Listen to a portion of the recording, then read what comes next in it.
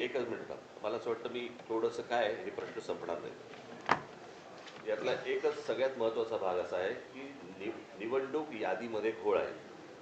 निवडणुकीच्या यादीतले घोळ दोन्ही राज्य आणि केंद्रीय निवडणूक आयोगातल्या प्रतिनिधींना आम्ही त्यांच्यासमोर ठेवलेले आहेत.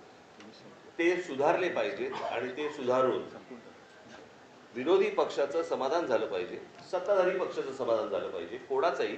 परंतु जे निवडणुका लढवतात मला असं वाटतं त्या राजकीय पक्षाचं समाधान झाल्याशिवाय त्यांनी निवडणुका घेऊ नयेत. आणि ही अत्यंत आमची रास्त मागणी आहे, याच्यात काहीच गैर नाही आहे. मला असं वाटतं निवडणूक आयोगाने या गोष्टींचा विचार करावा. त्याच्यामध्ये इतर वेगवेगळे कायदे आणूच नाहीत. सोपी गोष्ट आहे ना ही. ह्याच्यामध्ये काही कॉम्प्लिकेटेड असण्याचं काही कारणच नाही आहे. आम्ही काही क्लिष्ट काही विषय बोलतच नाही आहोत की बाबा आम्ही मतदार याद्या दाखवलेल्या आहेत, मतदार याद्यांमध्ये बाबा घोळ आहे. थांबा ना, मी पण आलो पहिला. मतदार याद्यांमध्ये घोळ आहेत आणि मतदार याद्यांमधले घोळ त्यांच्या समोर ठेवल्यानंतर मला असं वाटतं की ते आणि राजकीय पक्ष यांनी मिळून या याद्या सुधारल्या पाहिजेत आणि याद्या सुधारूनच निवडणुकांना सामोरं गेलं पाहिजे. कारण जी लोक मतदान करतायत, म्हणजे जर समजा तुम्ही एक गोष्ट बघितली असेल, यातला एकच फक्त महत्त्वाचा भाग सांगतो की गेल्या 2024ची जी विधानसभा इलेक्शन झाली, या विधानसभा निवडणुकीनंतर 232 जागा या ह्यांच्या युतीच्या महायुतीच्या निवडून आल्या. 232. पण या 232 जागा निवडून आल्यानंतर देखील मला असं वाटतं तुम्ही सगळेजण त्याला विटनेस आहात, संपूर्ण महाराष्ट्रात सन्नाटा होता.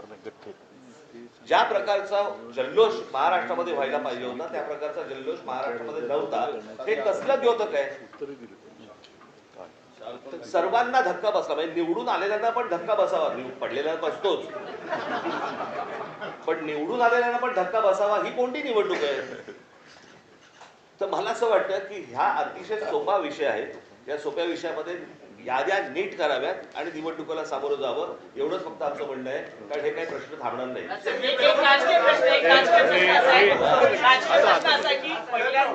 निवडणूक आयोगाच्या निमित्तानं तुम्ही महाविकास आघाडी बरोबर दिसतात, तर मला असं वाटतं मी 2017ला पण दिसलो होतो.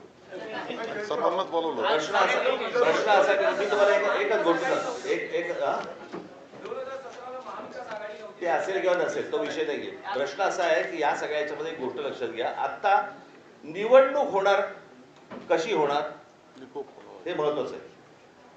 कोणाबरोबर होणार हा आत्ताचा विषयच नाही. आणि ही तुमच्या जर लक्षात असेल, कदाचित त्या पत्रकार परिषदेला जर समजा तुम्ही असाल, तर 2017ला पण मी हेच बोलत होतो.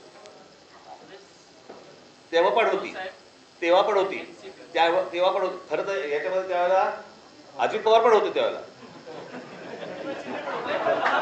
यायला पाहिजे होता आणि त्यावेळेला ते तावाने बोलत पण होते,